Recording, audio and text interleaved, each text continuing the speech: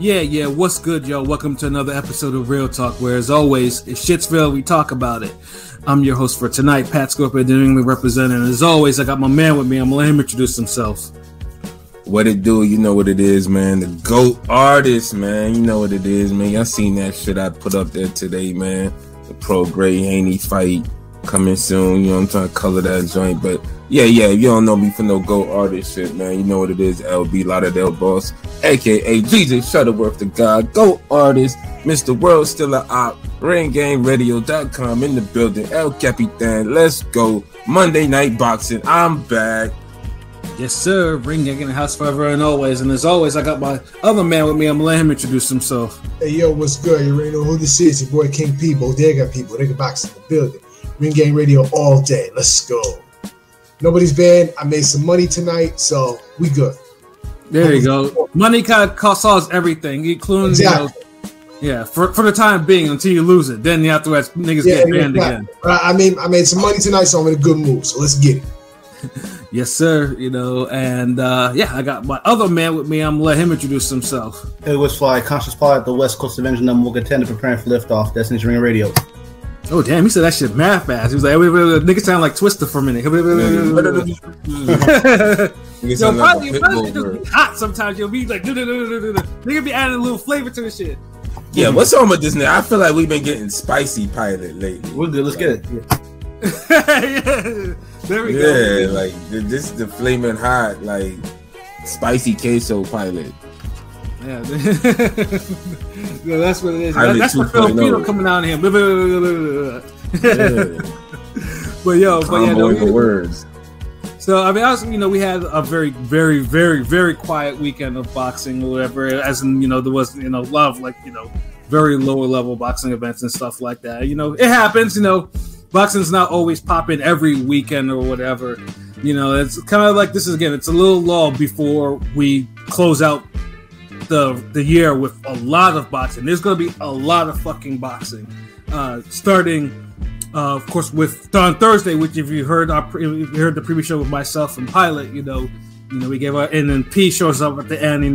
Drop his thoughts. Brother LB, he was somewhere. He was doing what he was doing. You know what I mean? But nigga, I was in my sarcophagus or coffin, whatever. Nigga, I just had to get my reps. Yeah, he had to recharge. My man be doing them vampire shits. So it's like eventually he had to go do that. You know what I mean?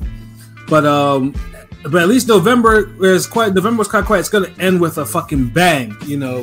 And again, every November to remember. Let's get it. After December 16th, Showtime is going to be coming out of is going to be not showing boxing again after like 30 something years, which is a crying fucking shame, But they're going out with a bang though, with a monster card for Thanksgiving weekend. Main event, Mexican monster card. Yeah, main evented by David Benavidez versus Demetrius Andrade. And I honestly, I never thought I would ever see Demetrius Andrade headline a pay-per-view, especially, since he has the history that he has with PBC. It's not the greatest. So it's like, the fact that this is actually happening, it's crazy though. But before we get into that fight, this is a card that someone had their matchmaking hat on, and it is pretty much its heat from, from bottom to all the way to the top. I mean, we even got in the free YouTube version, we have two decent fights. The one we have Sergey Lipinets versus Michelle Rivera. And hold on, we starting with these, right? Yeah, these are. Oh, okay, yeah. Go ahead, yeah. These are the free YouTube fights. And I'm just doing my stuff. I know. Is it Moton on that too? Am I tripping? Criminal Moton's on the YouTube portion, right? Yes. Moton's on the YouTube portion. Yeah, but I'm talking about Sergey Lipinets versus Michelle Rivera. Rivera had been serving a little suspension after, he popped dirty after the ass whooping that he got from Frank Martin. So he's been kind of out, but now he's back at, this is going to be at 140. And Sergey Lipinets has been, I know dude's been wanting to get a fight because we follow him. Dude has been threatening to retire and all that. So the fact that, he's getting a shot at this against someone someone like Michelle Rivera, man, like this is the YouTube version. So yeah, this is a really good fucking fight. I don't know if you want to call it a crossroad fight or whatever, but this should be a great. It's not because Yupinet's got some juice. He got some motion right now. Mm-hmm. Rivera is more. It's more of a make or break fight for Rivera. Mm-hmm. Might be more of a showcase for Yupinets. Yeah. But yeah, this fight is real interesting. I feel like Yupinets is probably the favorite, right? Yep. And the funny thing is, shout out to my boy Broadway Joel. He told me about this. He talked about this. He's like, Michelle, this wasn't planned. Like Michelle coming back was supposed to be like taking like a catchweight fight. He's like, oh, you're supposed to come back at like 138, something like that. But then an opportunity came up and against a former champion, and he'd be silly not to take it. And he wouldn't tell me which champion it was, but looking at the rankings, all that, I knew it was Lipinets, and sure enough, it's Lipinets. So it's a tough fight from your suspension coming back at 140, your debut at 140. This is a tough fight. Yeah, but I mean, this is 140 though. Like, you got to really look hard for a non-tough fight, right? Especially a guy who's actually champion there. As brief as Tyler Rain was, he was an actual champion there, and has bodied people at that weight. Lipinets. I mean, I always like to say, like, one of the bloodiest fights I've ever seen live was him and Lenny Z, on the undercard of Charlo and J Rock. That shit was super bloody. That was a crazy fight. Yeah, that was a nut. That fight was nuts, and that was like, goddamn. So Lipinets, so Rivera, like, whatever he was thinking. Hold on, is that Forgotten Fade nuts? Pause. Honestly, that might worthy? Put on there because like I said, because I know that it was available like on the stream. It wasn't on TV. Like if people found the stream, people could watch it. But I know at the fucking arena, I was just like, these niggas were bleeding fucking buckets. Like, it was just like, good lord. That era of PBC produced some classic undercard fights. I can't even front. Like they sure the fuck did. And Lipinets you got some Forgotten Fades in there. Yeah, and Lipinets is super tough. Like, Lipinets, he's pretty much ended the career of Omar Figueroa. He pretty much virtually ended the career of Lamont Peterson. He gave Mikey Garcia a tough fight, even though he lost. And he lost clear. Real tough fight. Yeah, real tough fight. Yeah. And actually, that was the fight that told me that Mikey Garcia was not going to do shit to Errol Spence, too. That was the fight that convinced me. Because I was like, you can't get rid of this dude. I was like, nah, that's not going to happen. So, I mean, like he beat the shit out of Vargas, though. Technically, Lipinets is probably, even though it's a 140 pounder, really, he's probably John Ennis' best win right now.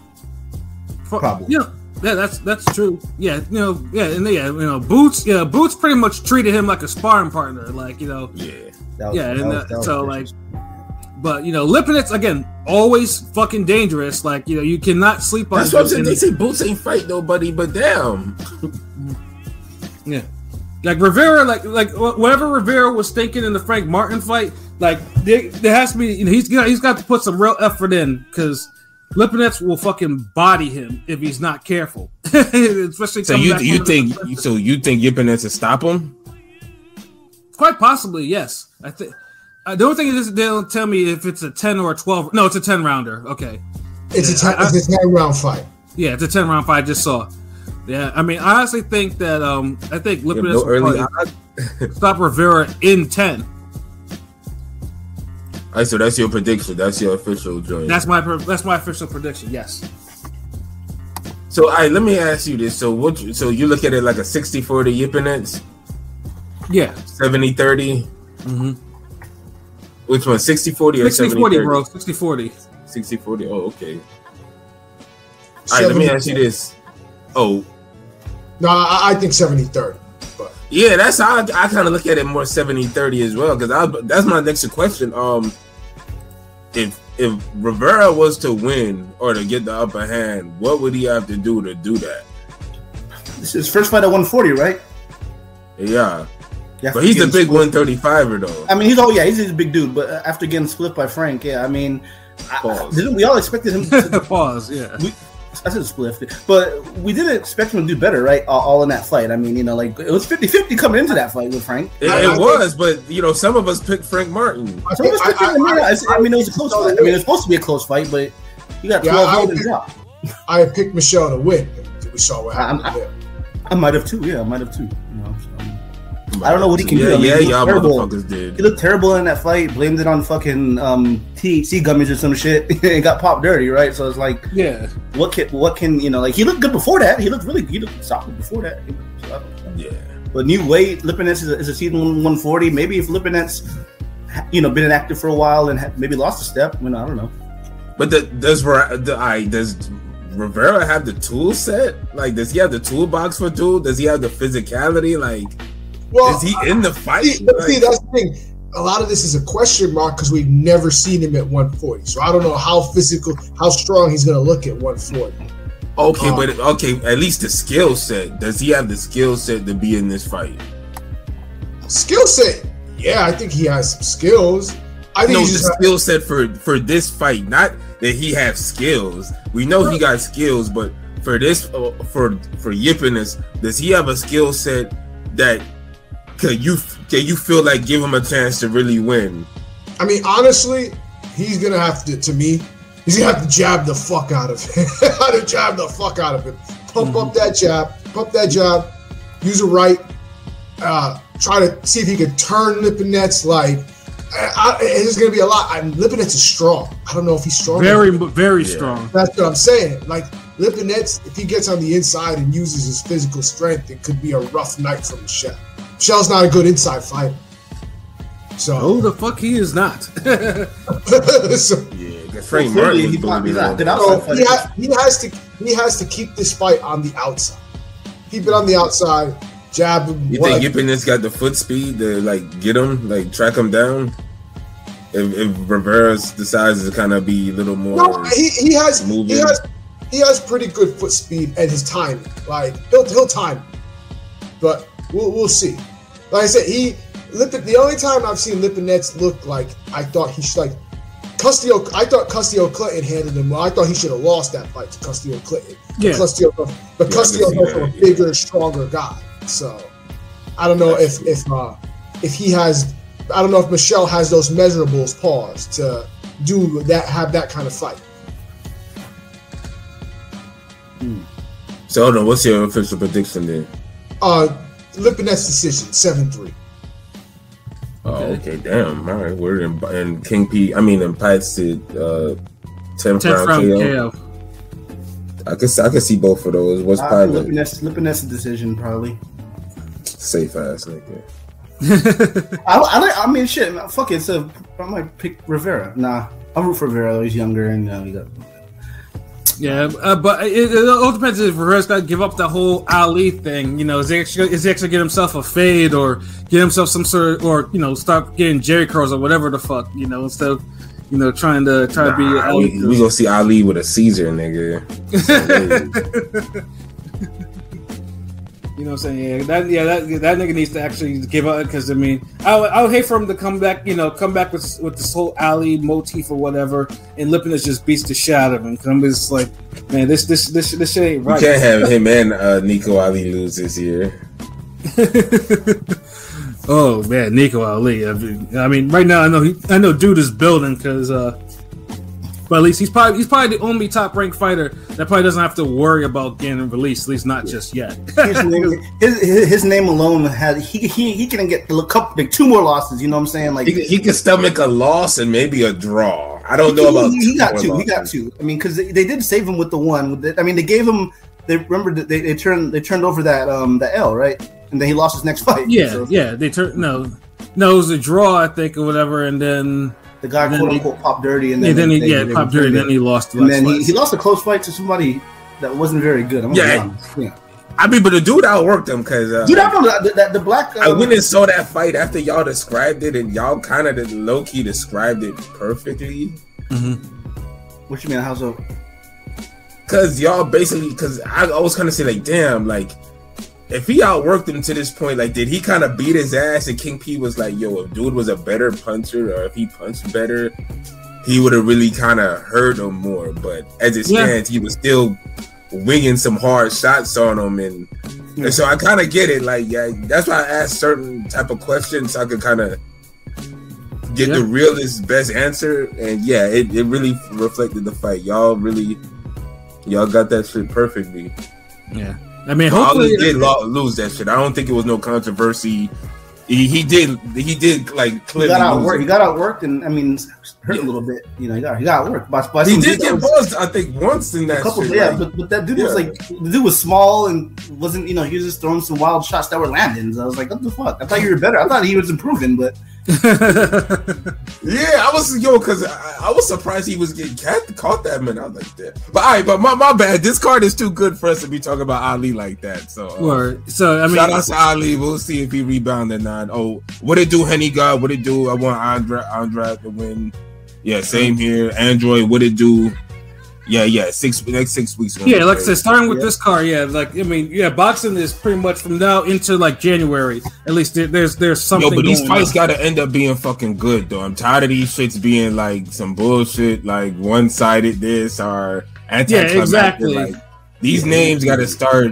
Like we need one of these good fights. We need either Haney, Andrade, Prograis, all of them shits. Like, no, we need one of them at least. All of them. We need Sonny and Bam. We need one of those 3 fights to, you know, deliver a fight of the year. We need one of those at least. Yeah, well, the high level fights, because like I said, because it's. I need a fight of the year and one real good ass borderline. Yeah. Remember what I said in the chat? Like, yo, if Hooker Ramirez happened this year, that would be a top 5 fight of the year. Mm-hmm, right. And in 2019, that shit was like, let me see, top 10, top 12. Maybe. Yeah. Maybe. Like, yeah. But if you know damn well if that happened now, we would be like, oh shit, like that was like 6 rounds of these niggas just going ham. Like, yeah.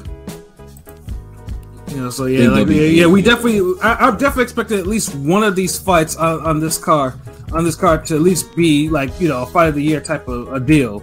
On this card, hell yeah. Fuck. So Lipinets by late KO. Number round 9. Fuck it. Yeah. So we got 2 KOs and 2 decisions for Lipinets. I mean, honestly, if Rivera knocks him out, then that dude would have made a statement.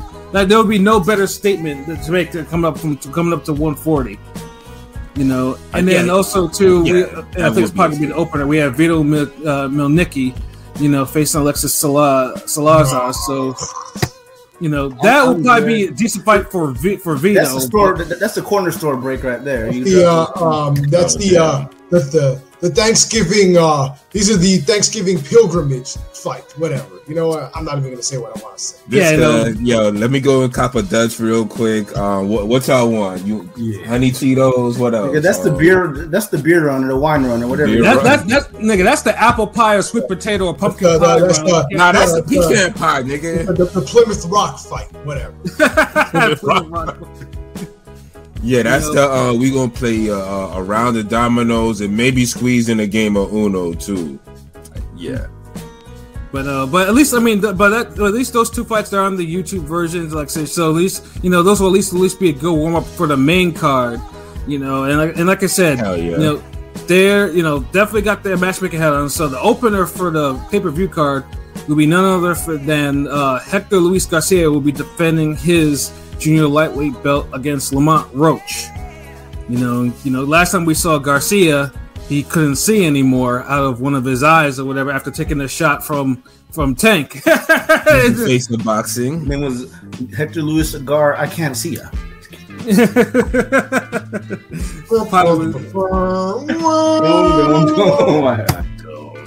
You know, and then, you know, and so far, I mean, fucking things too is like, dude was coming off a really good year, you know, last year, you know, winning the belt and then taking Chris Colbert's 0. Oh now, shit! They're putting him and Michelle Rivera on the same card. Wow. So yeah, no, this is so I mean, facing Lamont Roach. Now Lamont Roach, you know, I mean, Lamont. I mean, I like him, but he's not the most. I mean, personally, I mean, he's very paint by the numbers. Like, he could box his ass off, but You know, he's one of those guys where it's just he's like kind of basic, right? He's just kind of basic. He's kind of basic, yeah. I'm sorry, but getting basically blanked by Jamel Herring. Yeah, I was gonna say doesn't give me a lot of faith in you. No offense, yeah, he lost to him. No offense to Jamel. I like Jamel, but I rate Hector higher than Jamel, and I think he's just gonna box Roach's ears off. It's not good. It's not like if Roach had a little more power, maybe, but. Nah. Maybe, yeah. I'm happy Roach is finally getting a shot because he's been waiting for this for a little bit. This is a 9-3 type fight for him. A couple, you know, I mean, Roach been waiting for at least a good year for this fight, you know, as a Mando. So I'm glad he finally got it. But yeah, I like King P. I think he'll lose the decision probably. I mean, you know, you never know. It's boxing. Yeah, is this an opener level fight though? Like, it's a title fight though. I mean, it's a title fight. Shit. It's a title fight. Yeah, I just hope it's good, I will say though, because I ain't gonna like Garcia last performance was kind of like mid as fuck against Garcia. Like, I mean, I'm sorry, against Tank. Well, he held his own a little bit in the beginning. He kind of held his own, but he had no match for Tank. Well, yeah. It's easy to hold your own when you're throwing like 13 fucking punches. And there's a reason why, and I talked about this shit because Tank was facing someone he shouldn't have been facing. That's the reason why Garcia Tank should have never happened. At all, period. Nah, it was a decent, good fight, bro.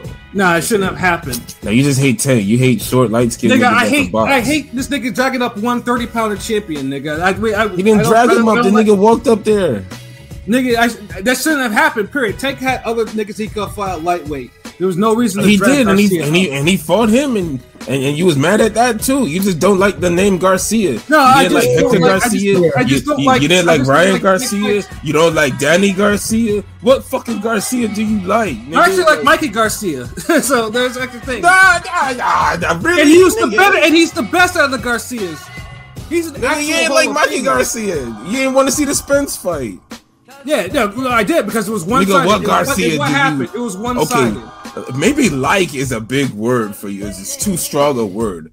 What Garcia fighter are you indifferent to? About a fight, it's exactly how I fucking say it. It's just it's not supposed to happen. It's terrible. Like, all right. We don't need to bombard this fucking chat with this fucking cast. It's a good pay-per-view card, and we're here talking about fucking Tank and Mexican Chief Wiggums, who isn't even fighting anymore. Like, what are we doing?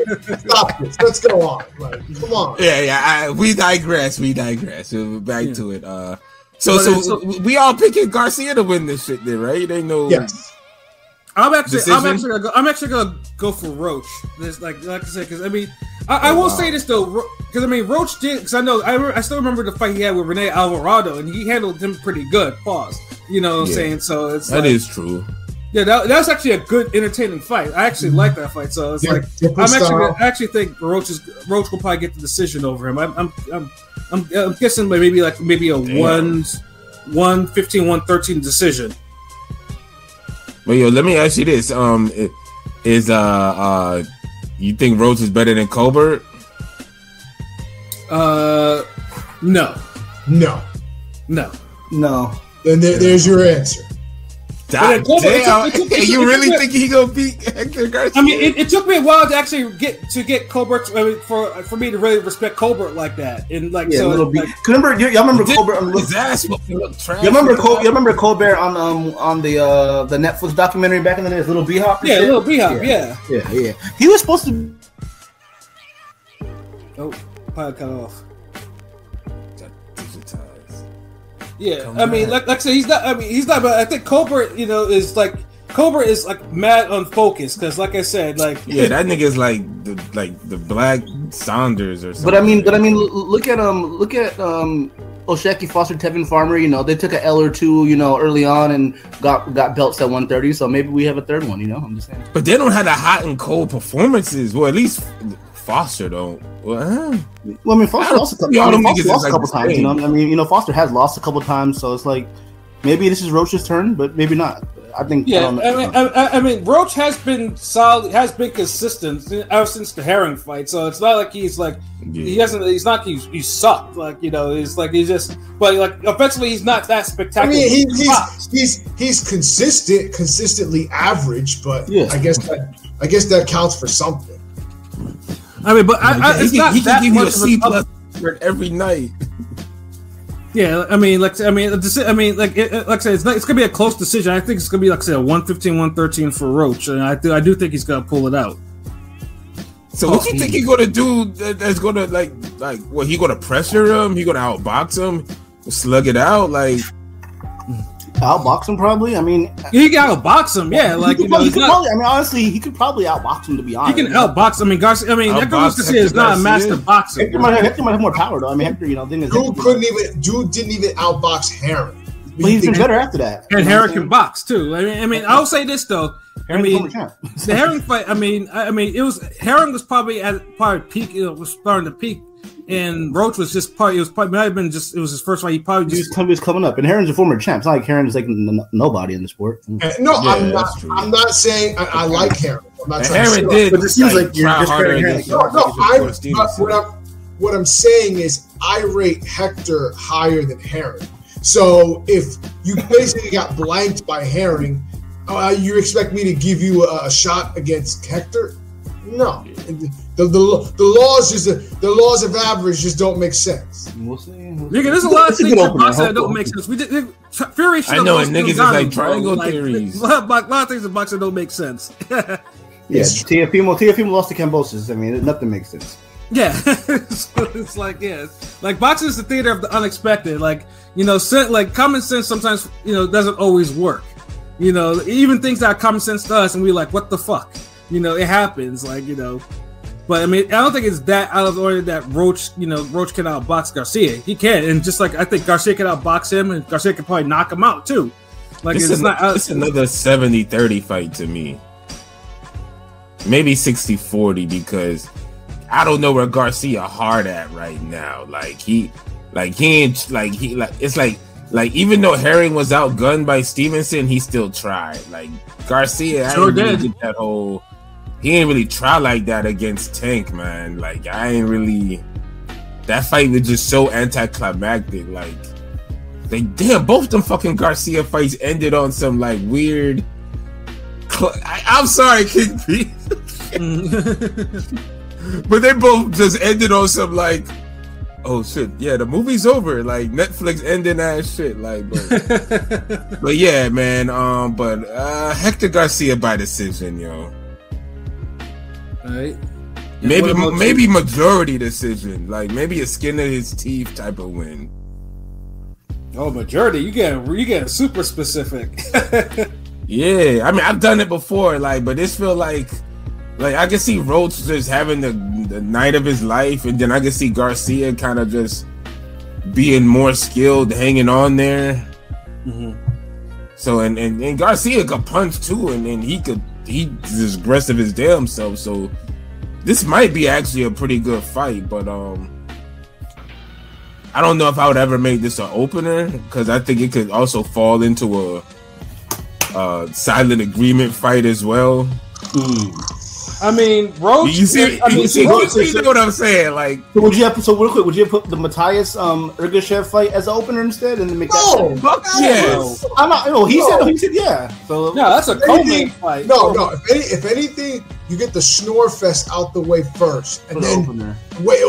Even if but sometimes you want the opener to be a cracking opener. You know what I mean? Yeah, that's true. Like, okay, that might be a Twitter poll in the future. What would you rather have? The dud fight, the boring fight. Where do you want the dud fight? As the co-main, main event, the second, or the opener? I'd say maybe the co-main. So hopefully the main is good, but that's good. Nah, man. Honestly, maybe the dud fight is best as the second fight. The second, yeah. Because you get the fire opener is like, oh shit, like okay, here we go. Okay, here we go. You done got your beer ready, you drink, nigga. Second fight, second fight. The itis kicking a little bit. You start letting niggas know, like, these niggas is fighting. Yeah, the card started. I start doing some other shit, whatever. Get toward the end of the second fight, then you're like, oh, okay, damn. Third fight, fourth, the co-main and the main event end up good. I think you'll be happy, right? Yeah, that's fair. I mean, the only reason why I think this fight's intriguing is because Lamar Roach is kind of on a win streak, and Hector the last time we saw Hector, he couldn't. No, it's intriguing. Like, nah, dude. I may be over criticizing this. I mean, the fight could be boring. I mean, it's a great card. It could be a boring fight. I'm not. Yeah, I see both. Yeah, I think it got a little potential to be boring, but I think it'll be a solid fight. Yeah, I mean, on paper, at least, like I said, I mean, on paper, it's not a dud, but it's just. But we all know, let's say, styles of clash. It could be a styles clash, but on paper, it's an official fight. Like it's not. Make no mistake about it. It's not a horseshit ass fight. Yeah. Hold on, who is this? Wait. Tank Garcia. You boys remember this name? The real Liam Bricklayer Sullivan. He's going to destroy Tank. He's a racist troll, it seems like. Racist troll. So, okay. Let's ban user and delete their comments. Weirdo. Chocolate boys. Yeah. Yeah, what the fuck? Yeah, I don't know what this motherfucker's problem was, but yeah. We're not talking about Tank or fucking Crawford or this is a boxing. We're not boxer fans. We're boxing fans. That's the word I ain't gonna say. Piece of shit. Yeah, like I don't know. We're boxing fans of the whole spectrum of colors and races and ethnicities. Yeah, I don't know what this nigga was talking about. Like this motherfucker was like. I don't want to say rainbow boys, but. Yeah, like, I didn't get to read the X comment, but fuck that guy anyway. So whatever. Anyway. Yeah, no, I banned. I was like, get the fuck out of here. Like, ban that motherfucker. Loser. Yeah, but so far we have I have a Roach decision. I think everybody's picking Hector. You said Hector too? Oh fuck! I want to. Hold on, give me a second. Let me think. Nah, fuck it. I'm picking Lamont Roach. I think he's gonna have his 10-pound Roach Jackie Foster moment. I'm picking Lamont. Word. Oh wow. Cool. Ayo, King P, what about you, bro?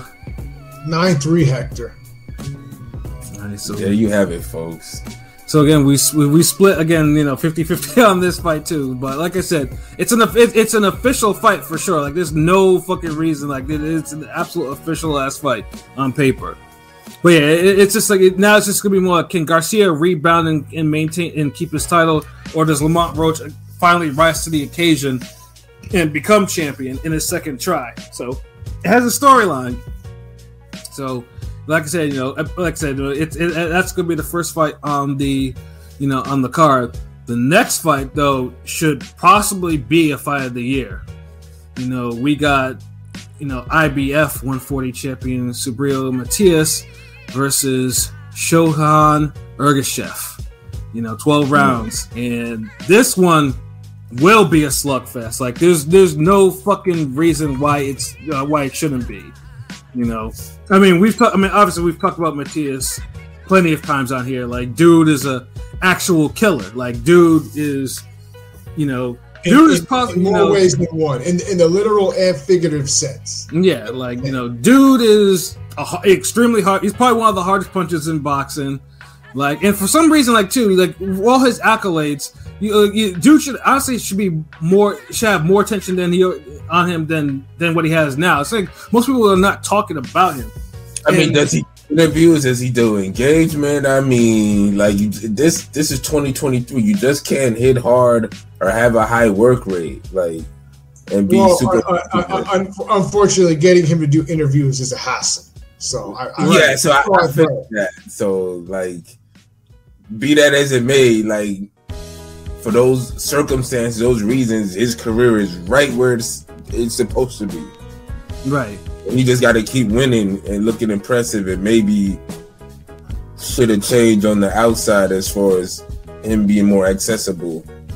Yeah, and like I say, Matias is 19-1 with 19 KOs. Of course, the one loss he has, which he did avenge in brutal fashion. Then the funny thing is too is like this year is so wild that you forgot that he actually did fight earlier this year against Ponce, in a slugfest that kind of had an anticlimactic ending, even though it was turning towards like fight of the year status. Yeah, that first round, Ponce was going off crazy. I think Ponce broke a record or some crazy shit of punches thrown that first round. And he was going for the gusto, but he got broke down. He was actually landing and connecting on dude too. Yeah, but Ponce's corner decided, like once Matias started coming on strong, this corner was like, okay, we seen this before. Wait, let's pull him out before Matias. Like, and truthfully, I mean, that could be whole shit, maybe. or just be, or just a trainer just being very super protective of his fighter. But I was thinking that's a world title. Like you gotta let that dude go out on the shield. They knew where this was going. They knew.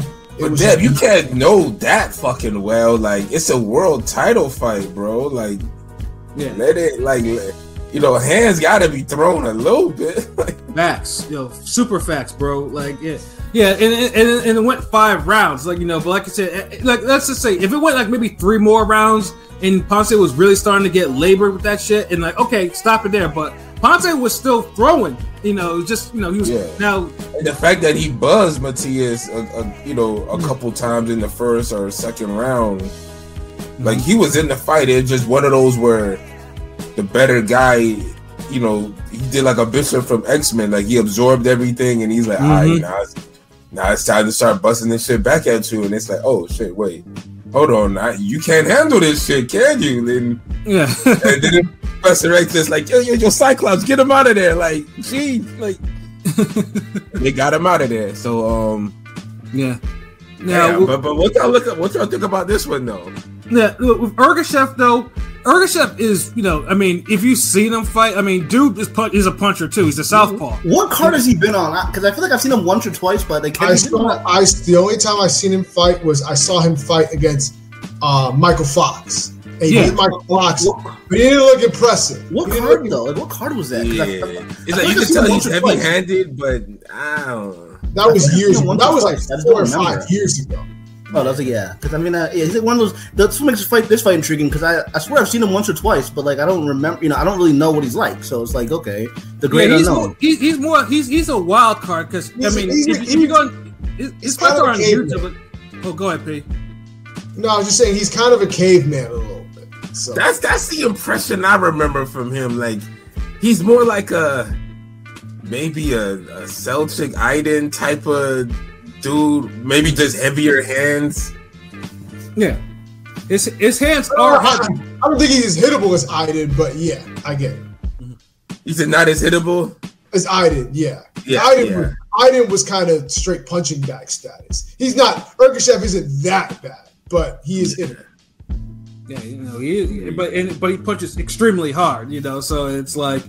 And Ergashev though has been. Agda is largely unproven, so it'll be more like the storyline is: can Ergashev actually? Is he just one of those a diamond in the rough fighters that just and then all of a sudden he just wins, or is Matias just do what Matias usually does and takes another 0 from, from I don't know if we can call him a B level or whatever. He's probably a B level if you want Ergashev to call him a B level, but he's just a. I'll call him B level, just straight B right there. Yeah. And I know they're gonna be throwing some hands, but man, honestly, this is a hard fight for me to really predict. Yeah. Other than it should end in a knockout. This is not gonna go 12 rounds. Matias is gonna just swarm this dude, bro. Dude is too crude for him. Those Eastern, those Uzbekis guys, like they're either hit or miss, or either a fucking beast or just kind of mid. So it's like there's no in between with them. It feels like. Yeah, probably smart money is. No, my bad.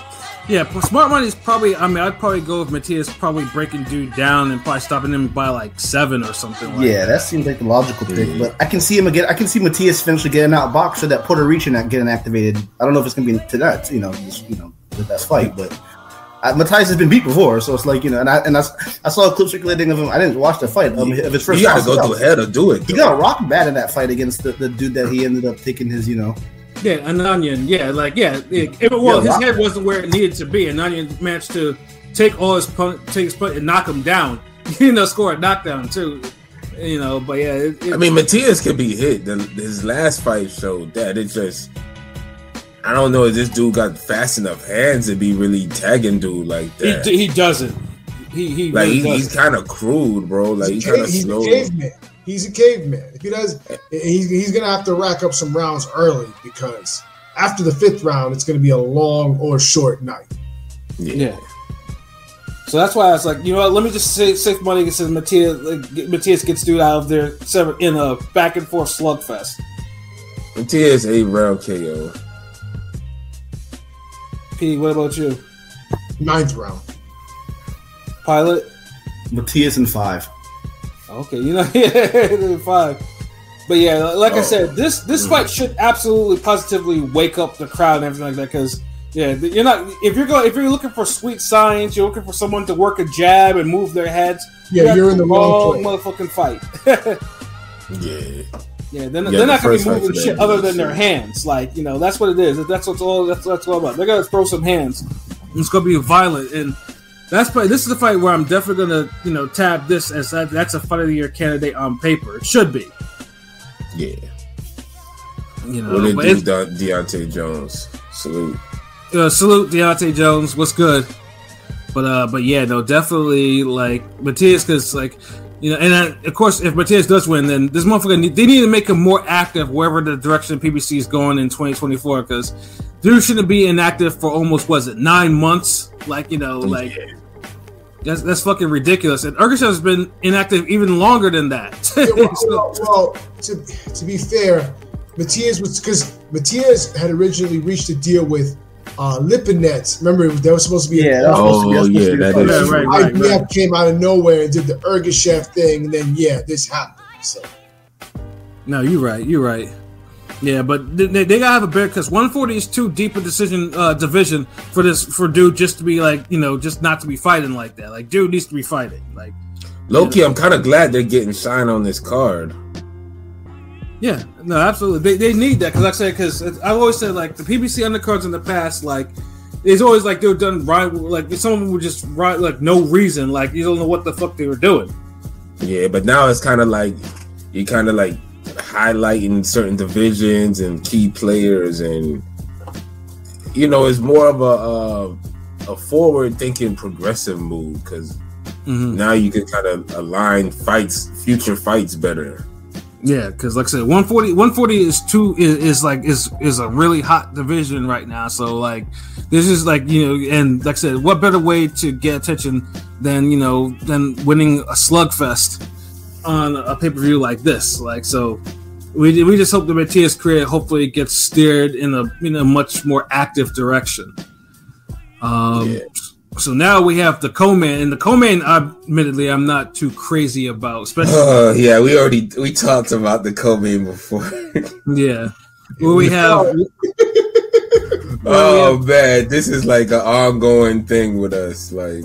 Where we have one Jamal Charlo coming back after 2 years away, you know, for various injuries and mental health issues and stuff like that.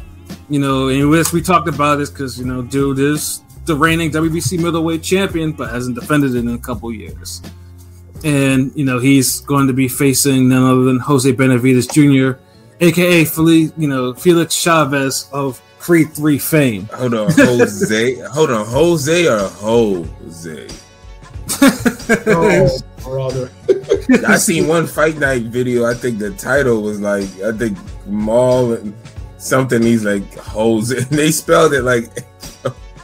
Yo, do you think you're just selling this fight? Yeah, and originally when we talked about this before or argued about it, it was under the assumption that that Maul was actually going to defend his middleweight title, you know, on there, and it was just like, you know, and all that, and you know, I guess, you know, like, oh, okay, this is, you know, he's got to put a title in, you know, 2 years and possibility of maybe upset or whatever. But then in recent week, you know, in the recent week, it turns out it's going to be a non-title fight. It's going to be 10 rounds. It's going to be at a catch rate of 163. You know, which Jose Benavidez was not happy about, not to say it in the least. You know, of course, if you watch the shit with him and Brian Custer, you know, like, you know, they provided a lot of energy, you know, the energy that you actually want, you know, so opponents actually, you know, to have. Like, they were talking cash shit to each other. Fucking Benavidez, you know, Benavidez was out here, you know, talking about you need to comb your nappy head and shit. Like, motherfucker went racial, like, you know, and that was after, of course, you know, calling Maul pussy and all that, so your brother could fight, and you know, and then Maul is making fun of the fact that he got his knee blown off, shit like that, like yeah. Shit, you can't even walk to your block. You can't even go back to your block. Yeah. Yeah, like they had what we call that aggressive content. Would you rather have that than the gentleman? You know, he's a great fighter. You know, I have nothing to say. I mean, maybe we need a balance, but fuck the racial shit, nappy head.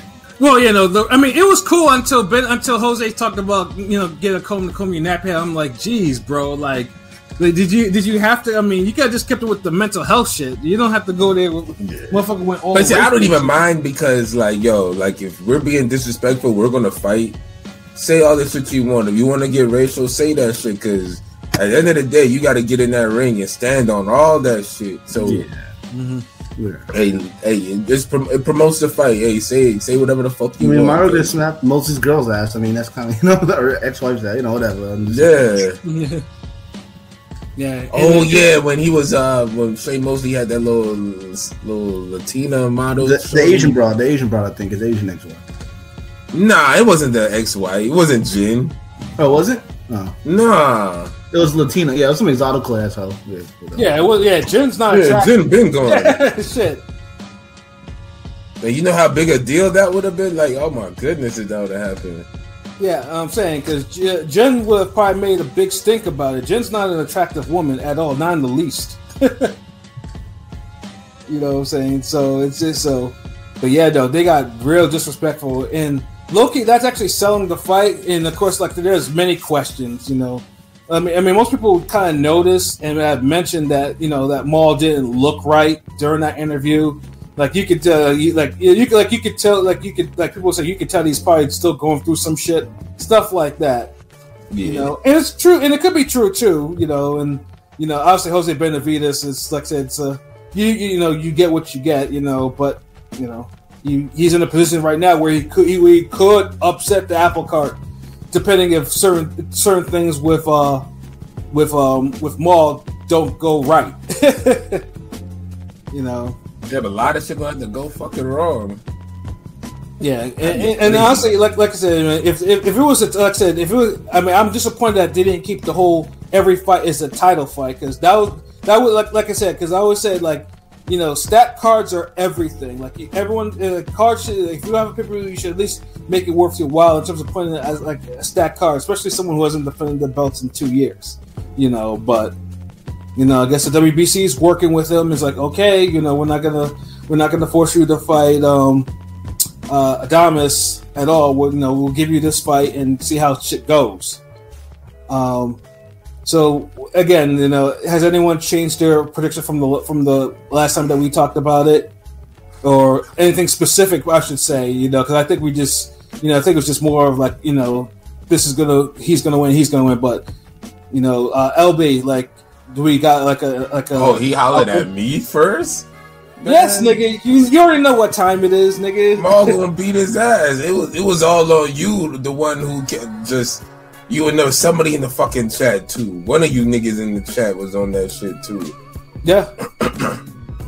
Because one of you niggas in the chat talking about, like, yeah, somebody got like y'all. Like, I'm like, put money up on that shit. Like, and y'all think Benavidez is gonna win? That was gritty. Yeah.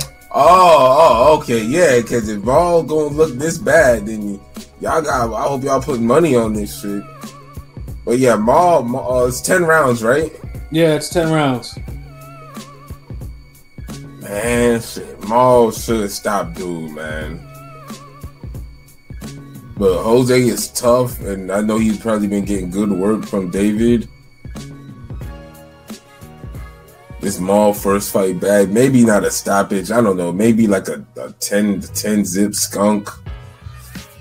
Like straight up ass whoop. It might be like a Taylor Uma, where the bigger guy just lands a whole bunch of concussive hard shots.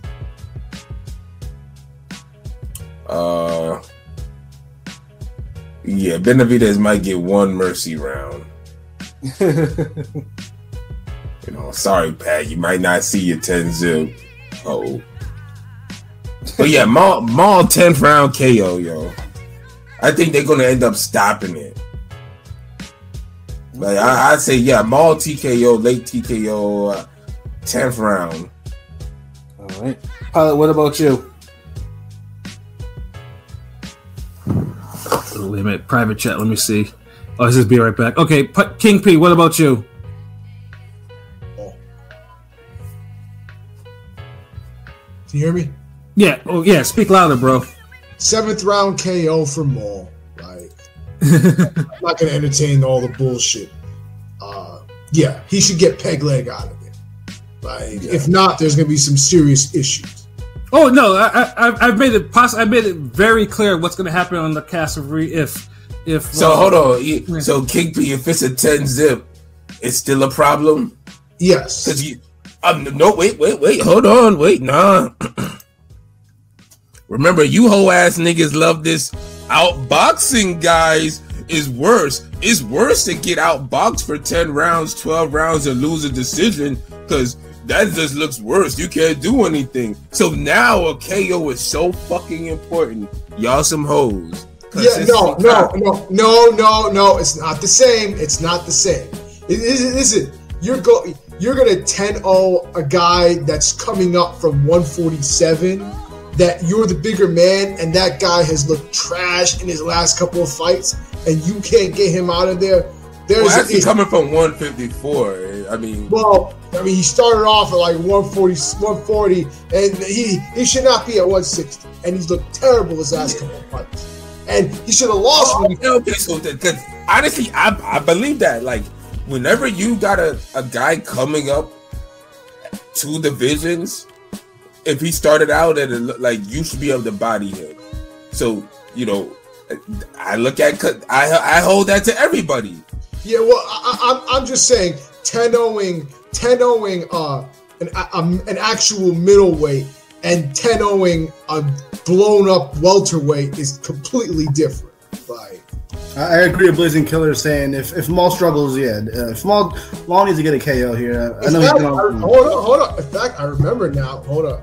I had a poll about that. If Jamal does not KO Jose Benavidez, should he retire? That shit got a lot of fucking engagement. 103 votes. And guess what? Split right down the middle, 50-50. Yes or no. That's crazy. I think that's a first for ring gang. Wait a minute. 103 is not an even number, bro. One of them has to be slightly more than the other. Oh, hold on. Oh, yeah. No, it legitimately says 50-50. What the Yeah, that might be a bug. That's not supposed to be. Damn. Yeah, they must be doing so. That's crazy. Like, it should, because they do it by 0.5. So that's not an even number. Yeah, I just realized that. Yeah, so we don't even know which one. Like, one might be slightly more than the other. Like, that's not an even number. Excuse me. Oh my god, I don't know what the heck. That's crazy. I'm all gonna beat this nigga ass. I mean, if I'm wrong, then I'm fucking wrong. But at this point, I've had some fights I've been wrong real bad about, so it's whatever. And Pilot, what about you, bro? You still the layoff, like Anthony Mazzano said, the layoff does scare me a little bit. But I have faith that there's a weight class for a reason, and Jamal's still got some pedigree in him. So I'm gonna say Jamal's gonna get a knockout in round 8. Okay, in 8. All right. Yeah, and like I said, for me, because I was the main one that says, like, I don't think it's gonna be as easy as most people think it is. Just simply because there's just too many factors that are in Maul's favor that are not in his favor. And yes, Benavidez, for as much as everyone called KO, he's only been KO'd by one person, and that's Terrence Crawford. And of course I've made that known plenty of times. Why? Like, Crawford could put him away. This is Jermaine Taylor versus Corey fucking Spinks. I mean, like I said, it's one of those things. It's like Benavidez, for all of his shortcomings, he's not an easy guy to KO. Like, wait a minute, hold on. Wait a minute, stop right there. You just said, oh, well, he's not an easy guy to KO. You know what I'm saying? It's tough to KO him. But yet, you gave Danny Garcia so much shit for not putting him away. But yet, you're like, he's not an easy guy. Yeah, and do you know why? You see what I'm saying? It's like, this nigga never... No, and do you know why? He's always moving the goalposts. Because you motherfuckers downplayed Jose Benavidez, especially you, LB. Especially, I'm pretty sure if we bring up our podcast we did on this nigga in Crawford, I'm pretty sure. What does that got to do with anything? If he's hard to KO, he's hard to KO. Yeah, but so why is so much? Look, we can say Granados is hard to KO. Yeah. And look what Danny Garcia did to him. But you don't give him credit for that. Yeah, because Granados hasn't done shit. I'm always ready for you, nigga. Yeah, because he hasn't done shit. So either way, it's not. No, it don't matter because after Danny Garcia had him, he didn't do shit. You're right. If you actually ruined Benavidez the benefit of the doubt and said, okay, this is it. But you're talking about Benavidez like he's easy work. He is. Get the fuck out of here, dude. Look, dude. This is the guy who got one of the biggest gifts from Herrera I've ever seen in my life. Dude, Benavidez, for some reason, he has all the intangibles. He looks decent, can move around, box, brawl, all of that shit. But he could not put it together against worthy competition. He got the gift of all gifts against Herrera. If Herrera has you on the ropes and beating you up on the ropes for 70% of the fight, you got a gift. Like, I just can't see a guy like that taking a guy who's so physical and so strong, like Jermall Charlo's punches like that. But then also too, Charlo hasn't stopped anybody. Like, hey, that's another thing too. That's true, but he's been fighting quality fighters. No, he has not. Every person he's fought has been better than Benavidez. Benavidez would literally be the worst person Charlo's fought since. I'm not giving Charlo's really like Benavidez is his worst opponent. Nah, I'm not. Charlo's competition at middleweight has been trash. Okay, hold on. Okay, so who at middleweight Benavidez is better than? Or you would pick Benavidez to beat? Because that's what you're saying. Anyone except Derevyanchenko, bro. Like literally, like dude, get out of here. Stop. Nigga, he hasn't nigga, you act like he's actually fought killers. Benavidez is not even better than Brandon Adams. Nigga, Brandon Adams hasn't done anything. Dude, Benavidez is not even better than Dennis Hogan. No, Montiel was supposed to be easy work, and this nigga struggled with that dude. He beat him for 9 rounds. The only person that he lost last 3 rounds. Convincingly. Like, I mean, there's Korobov. Like, he struggled with Korobov. He should have lost. Brandon Adams. He struggled with, like, Hugo said, we have to go back to 2018. Nah, he didn't struggle with Brandon Adams. He outboxed Brandon Adams. He beat Brandon Adams. Brandon Adams is tough. Wait, you said he struggled with Brandon Adams? What? Like, that's what I'm saying. Is like niggas just started. Brandon Adams is a good fighter. It's a shame he hasn't fought since the bullet. I'm pretty sure we all just because Brandon Adams, like, no one loves that fucking performance and everything. Like, he struggled with Brandon Adams. Charlo, what up, Anthony? What up, Blazing Killer? Yeah, this nigga hit Brandon Adams with everything, and Brandon Adams didn't go nowhere. Like, I don't know what. The Benavidez ain't better than no fucking Dennis Hogan. Yeah, like I said, there's nothing in Charlo's recent fucking resume that says he ain't better than Derevyanchenko. He ain't better than Korobov. Like that. Like, this is Jose Benavidez is par for the course. There's no champions in the. He hasn't been a champion. Who the fuck? Hold on, wait. Who the fuck has Benavidez ever beat? He got that gift against Herrera, right? That's about it. I mean, he didn't really beat nobody. Okay, who does Benavidez actually beat? Yeah, no. I mean, no, hold on. I'm talking about Jose Benavidez, the former heavyweight champion of the world in Creed. Come on now. Oh yeah, I forgot. Yeah. Yeah, but there's not like who was Brandon Adams beat except Shane Mosley Jr. Like, okay, like come on, like who has Montiel beat? But you said you had to say, look, Shane Mosley Jr. is still better I'm not trying to hear that, bro. Benavidez ever beat, bro. Like, who the fuck has Benavidez ever beat? Like he's literally the worst person Charlo is fighting. Benavidez is not even better than Cornelius Bundridge. The only person I would say is Derevyanchenko, and Derevyanchenko's because dude is actually giving top fighters hard fights. Nah. That's the only Derevyanchenko, dude. Say that about.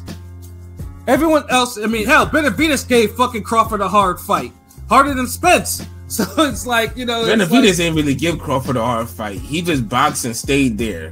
He gave it hard to fight, nigga. Who can say that they actually went? Just because you go 12 rounds don't mean you gave niggas a hard fight. Yeah, it wasn't like he was he couldn't fucking run. He had one fucking leg. Jeff Lacey gave Kawasaki a hard fight. That was one of the hardest fights Kawasaki ever been in. Yeah.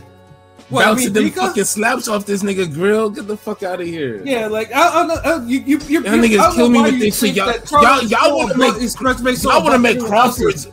Y'all want to make Crawford's mid-ass resume a lot better than what it is. Benavidez. Nigga, you trying to make Charlo's resume better than or this? Charlo hasn't beat. Charlo's resume is better than Benavidez' resume.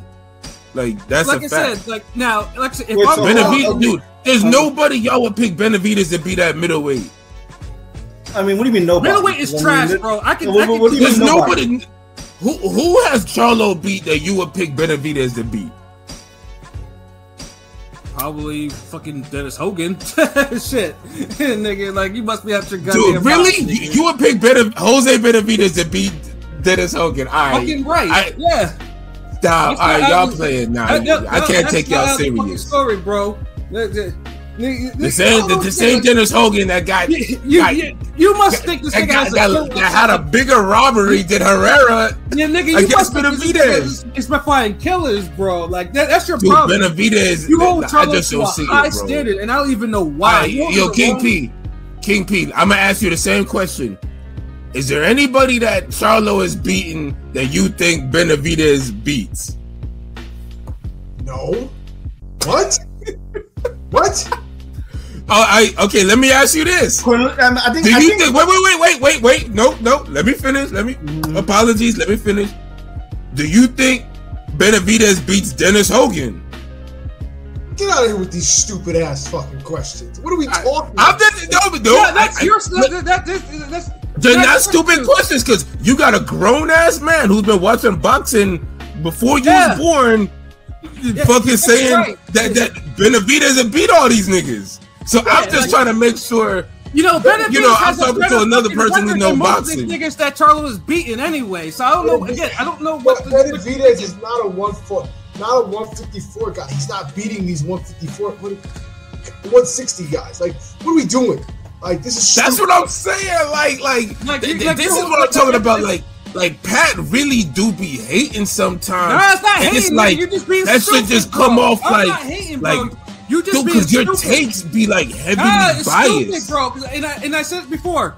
If Maul goes the distance with Benavidez after you say that this nigga isn't shit, I'm going to talk a lot of shit on the recap because that shit happened. The only Maul could go the distance to me because you niggas talk about it's all about if it's domination in me. Charlo has to body this dude. No, because I'm gonna bring it back to look, y'all niggas talk about Benavidez like y'all niggas favored the decision. I'm the knockout nigga over here. And I wouldn't even come at you like this, but you guys are talking about Benavidez. Dude, you on the same podcast said this guy is a hard guy to knock out.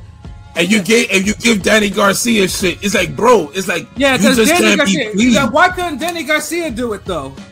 Nigga, Danny Garcia went to 160 single mom, bro. And 154 smoke. Like nigga, he gotta have a job. Yes, okay. He gotta cook too. He gotta be good with kids. I tell everyone this. Maul has to, and I said it before the first time. Maul has to KO Benavidez for me to stay silent on the recap about it. If he doesn't, if he struggles, I just gotta see him beat this dude ass. Yeah, just like Crazy Killer said, like if Maul struggles, it's a wrap. Like it should be a wrap if he struggles with dude. This is one possible struggle, and I'll just be real. Even and this is possible. This is why I said that if it goes to decision, it's cool. Long as Maul just dominates, dude. Like if he gets hit with the ever. What did you pick, LB, for this fight? What was your prediction? I'll step up. No, KO. KO. So what if, let's just say he KOs him, but what if he struggles and loses most of the rounds? Is that a good thing? That's what I'm saying. Like, to me, I'd rather see the domination because look, this is the thing. Maul hasn't really been getting hit in the face with no real fades for maybe 2 years, year and a half, whatever the fuck. Benavidez has been taking real fight punches. It might be a Cotto Sergio Martinez situation. So I just keep that in mind because that's a fight where a guy didn't really spar, wasn't fighting people like that, whatever. And he had injuries, wasn't mental shit, but injuries regardless. He jump in there and Cotto jump on him and start whooping his ass. And it's like, whoa, he can't take that shit. and he's the bigger guy. So, you know, that's the only thing I kind of, if Benavidez is crafty enough where he'll land the occasional good shot and Maul might just take it or be a little unsettled, but still just beat dude ass, that's what I'm really looking for. I hope he KOs him so I ain't got to hear this nigga run his fuck box. Yeah. But if he doesn't and he just beats his dude ass like for 10 rounds, it'll just be like his other title defenses. It'll just nothing stand out. Just be like his other title defenses. It'll be like whenever a bigger guy can't beat a smaller guy. I mean, beats a smaller guy for 10 rounds and everybody oohs and ahs over it. It'll be like when Spence beat Mikey Garcia. It'll be like when Hopkins beat Pavlik. It'll be like when every other big guy doesn't stop a smaller guy. That's what it'll be. This would be, he started from 140. And I'll just remember all the old school niggas who would never let this happen. You see what Roy Jones did to fucking the Vinny Pansy, the Tasmanian nigga? Vinny Pazienza. Yeah. Hit him with fucking 17 uppercuts and knocked him the fuck out. The funny thing too is Roy's actually training Maul for this fight anyways, too. Yeah, I hope he does beat this nigga. Roy knows how it is to beat up smaller people. In that case, but Anthony Manzano, I mean that's actually Maul winning the fight on some one. It's not 7-5. It's a 10-round fight. So I'd say it's probably like maybe if he does, it's probably like maybe a 6-4 if that's what you're fighting, because it was 12 round before, but then they kind of changed it. You know, I honestly think Benavidez will give Maul far more trouble. If the title was on the line, I would go with a Benavidez upset. But since it's non-title and shit like that, I think Maul will probably get a 6-4 decision over dude. And it will be why the title gotta change that? Yeah. It's the title making you call an upset. Maul so garbage. Yeah. Benavidez to beat up all these people Maul beat. Yeah, like I say, it'll be a close one. I mean, if it's not gonna be a 10-0, it's gonna be a hard decision. I'm gonna run my mouth the next podcast about that. This nigga fought. So it's gonna be 96-94, all three judges. Stop him. 96-94, 3 judges. Yeah, I mean, it could be, but my score is gonna be 96-94. Wait, for who? For Jamal or Jose? For Maul? Yeah, it's gonna be a close fight. At least not picking Jose. At least admitting you already. At least not going off the ledge. At least not going off the ledge and picking Jose to win. Like I said, I would if it was 12 rounds and it was a title run. I actually would. Because he came off the podcast. Well, let me ask you real quick before we get off that. Do you think, Pat, that more natural talent is Jamal better than Jamel when it comes to pure natural talent and skill, or no? Well, hold on. Alexa, power down. I haven't heard Alexa in a while. Sorry, my Alexa was going off. I was going to ask you, I know because there's somewhat of a debate, somewhat between Jamal and Jamel, who's more talented. Because Jamel obviously wants it more, has accomplished more. But some would say Jamal is more talented. No, Maul is more talented. He's just not. He's not fighting to his potential. Like he hasn't fought to his potential since 2017. Okay. Like he's floundered as a middleweight champion. No one likes to say it though, but it's not a popular thing to say. But he hasn't done anything at middleweight. Yeah, we let you say it, nigga. We let you say it all the time. That's why King P and myself don't have to say it. Like I do. He's floundered because he hasn't he's weighs like he should be pound for pound. His brother is actually just he's done more. Like he wanted it more until the Canelo fight. Then he didn't want shit no more. So it's like I kind of knew, like I had it in the back of my head. But maybe I be hoping too much. But when he was on this, like, let me be nice tour and not trying to talk shit like that, I kind of knew. I was like, there's a chance this nigga gonna bitch up in the fight. But let me just hold out, But sometimes you gotta go with your gut. When a nigga start being on some nice, happy-go-lucky David the Gnome type Nickelodeon shit, nigga, then nah, nigga, he gonna bitch up in the fight. I failed to understand why Benavidez gets these big fights and can't name more than one meaningful fight he's won, and he's not even that good. I don't know who the hell Jose Benavidez is beat. Like, I don't know. Like, ask Pat who Jose Benavidez beat. That's a good question. Pat, who is Jose Benavidez beat? Legitimately. I know he has. Doesn't he have like 30-something wins? He's beating somebody. Like, what are we talking about? So, hold on. Does he ever? Okay, so him and Linares are both getting the Hall of Fame. No, he's not a job boy. I mean, you act like this nigga's a pure job boy. He's not a fucking. Y'all should be able to name somebody he's beaten. I don't know. Go to BoxRec if you want to do all that, nigga. Nigga, dude. You're more upset with who he's actually beating than I am, nigga. Like I'm just saying what the bottom line is. I'm just saying. I'm not upset. I don't care. I don't know. Yeah, then go to BoxRec then, nigga. You asked the question. My whole thing is y'all say y'all are praising a guy who y'all don't even know beat anybody to beat a guy who's beating people. I'm not praising Benavidez like that. I'm just praising like it's not the type of fight that I think Ball's going to be like, 10-0 in this nigga or like never mind KO. I just don't see it. All right. Because this nigga has too many. Because this nigga had problems, like a lot of it. Now, if it was maybe earlier, before the mental shit and all that, I would have said, I would. But I just don't see it. I think there's 2 years of ring rust. Like I mean, Benavidez has at least been active. I just don't think it's gonna be a walk in the park. If it is for him, great. Benavidez hasn't had a walk in the park in so long. But like I said, nothing in Charlo's recent fights. The Creed fight wasn't a walk in the park. It's a walk in the park, with the exception of the Dennis Hogan fight. He's bringing up that Creed fight. Like Benavidez never had a walk in the park. Like, dude, like literally, figuratively, like I don't know, like. Like, I was like, yo, y'all niggas, like, I gotta go twice as hard because I wasn't here last Monday, so.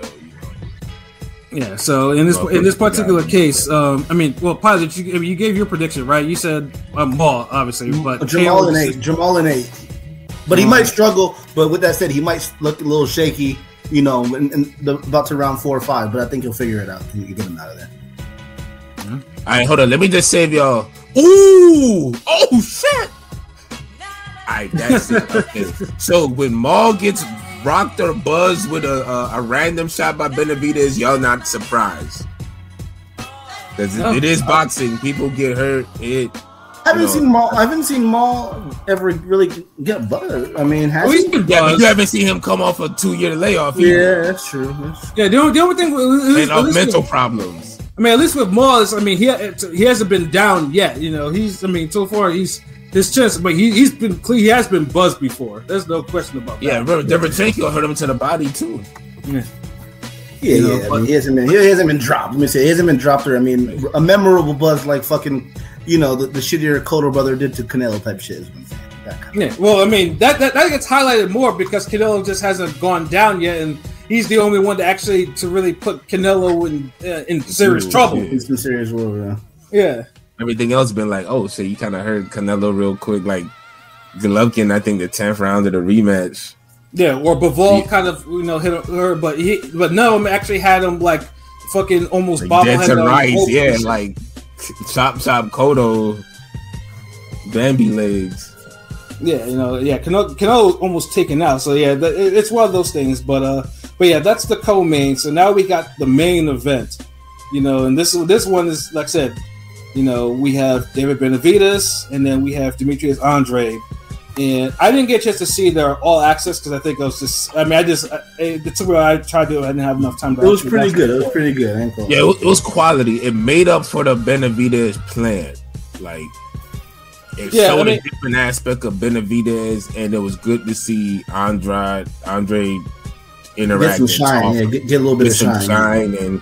His personality, he didn't come off as corny as he does when he's like by himself or doing his like. I don't know. The Zone really did him a disservice. Like, no, because remember before the Zone, dude was just bouncing. That's what dude was bouncing back and forth. Yeah, I'm talking about it in the whole marketing and how they presented him. Like, No, I agree. You can make a sandwich. You can promote a sandwich a certain way, and it's like, damn, like you can eat that sandwich every day. Then sometimes use the way you present it, where you're like, I don't know, that should look too greasy. I can eat that like maybe once a month. Like it's like I don't know. It's just in Showtime. One time they get it right. Same thing with Ryan Garcia. One time they get it right. But the Ryan Garcia tank was pretty good.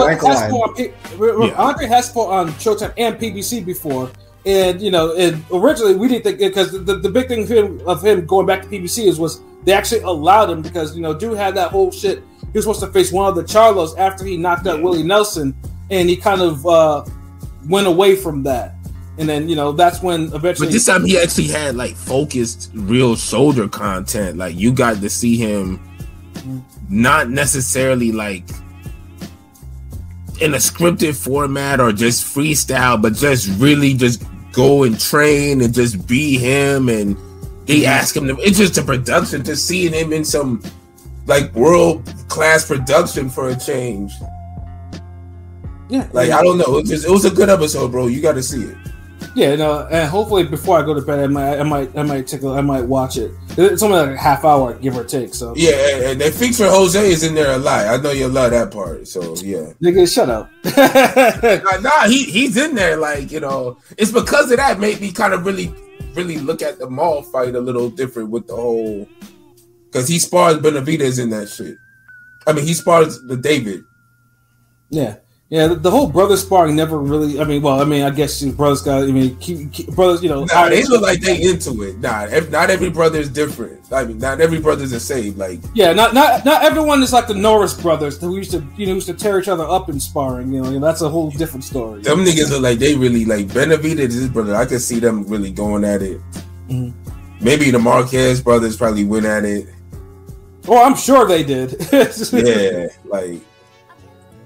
But yeah, like I think the clips goes until Mom Dukes is like somebody runs to Mom. yeah, probably even the Charlo brothers probably have sparred each other, but yeah, I know them niggas had to spar. They too fucking hot. I'm pretty like them niggas not having no sparring session, no heated sparring session. It just, wow, I just couldn't believe that. I mean, they were in the same division for the longest, before Ball. I'd be surprised if they didn't spar. Like, I'm pretty sure they did. Yeah. But at least with Benavidez, Benavidez is coming off I would say one side, but a thorough ass whooping of one overrated Caleb Plant. And yes, I know, because that one I called that one. I was like, yeah, because I didn't believe in no damn Caleb Plant. And then we have Andrade, who coming off the win against DeMar Nicholson, but he did go down in that fight, though. I mean, even though he pretty much dominated the fight, he did go down in that fight. So, but hey, Andrade always has those weird fights where he goes down in, so. But everyone knows Andrade. I think the goal for Andrade is he wants the shot at Canelo, who of course has ducked him for 3 divisions now, pretty much. We're in division number 3, and And Canelo is actually, as he signed a PBC for a couple more fights, give or take. And, this is one of those fights where pretty much if Andrade beats Benavidez, then Canelo can't really hide anymore. Well, he can't hide from either one because, first of all, the guy that Canelo's currently ducking is fighting a guy that Canelo ducked already in 2 other divisions. Right. So, like, I don't know. That's like the Ducker verse. Like, I don't know. What do you call that? Like, the multi-divisional ducking, like, from different eras and years and most people think that he should be fighting Bivol again, but that's not. I mean, no, that's not. It's like look. Bivol and Beterbiev need to fight. Like, that's the pressure fight. That's the fight niggas need to be making at 175. Like, these niggas been champion too long. They both undefeated too, right? Like, they both undefeated, yeah. Nah, like, dude. Like, honestly, that's one of the top 5 fights next year that needs to happen next year. Like, it needs if not, boxing guys is going to make a nigga lose. And is Colin Smith still going to fight Beterbiev? Yeah, it's in January. Yep. Nigga, that's going to be the fight. That's going to be the fight that's going to set off next year. Cause that's gonna be one. That's gonna be a fucking a hard fight for Beterbiev. That's gonna be crazy. Yeah, and that's what I said. Because Bivol and Beterbiev have an expiration date. So Canelo obviously won. They need to get that fight. Whereas Canelo Bivol too. I mean, I don't have any interest in it really. It's still a fucking duck, though, man. Yeah.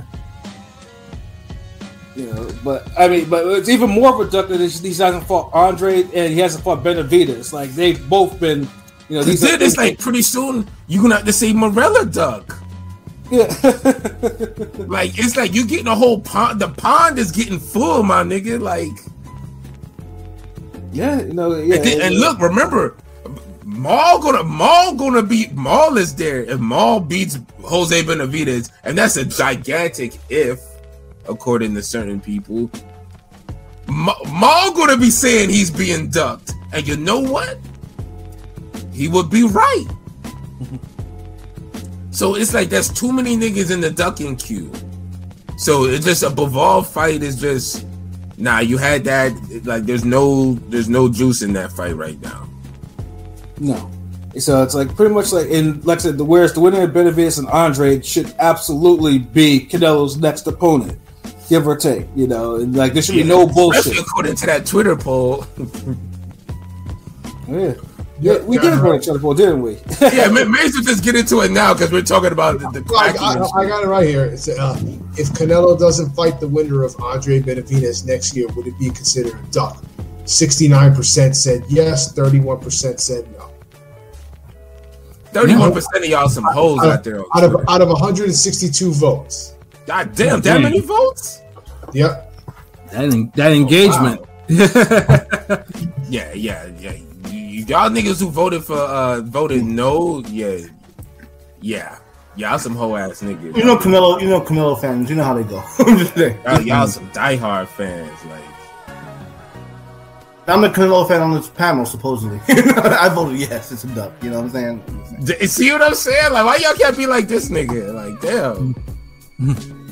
But this fight though, it's like this is a good fight because at least Benavidez for one is gonna fight someone who really moves, like, you know, who's awkward, who's technically sound, who moves a whole lot.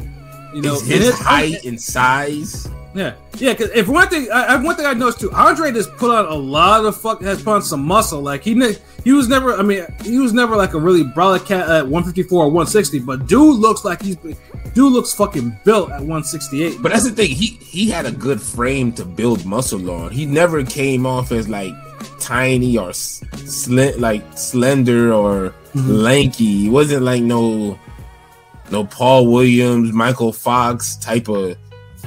It looked like something like okay, like he could move up type of shit if he do it the right way. Mm-hmm. Yeah, like, you know, like dude looks like, and you know, of course he cut his hair, like, you know. I mean, as somebody who's seen him in person, I was surprised at how big he is in person. Like, he's not a small dude. Nah, definitely. You know, yeah. So it's like and then, you know, Benavidez, you know, when he doesn't, you know, when he's.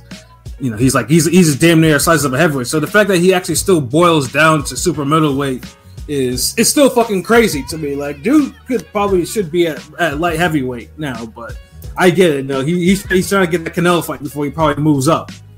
You know, and again, Benavidez, you know, pressure, volume punching, a lot of power behind the shots too. You know, footwork is not the strongest, but it's effective for what he does. Like, you know.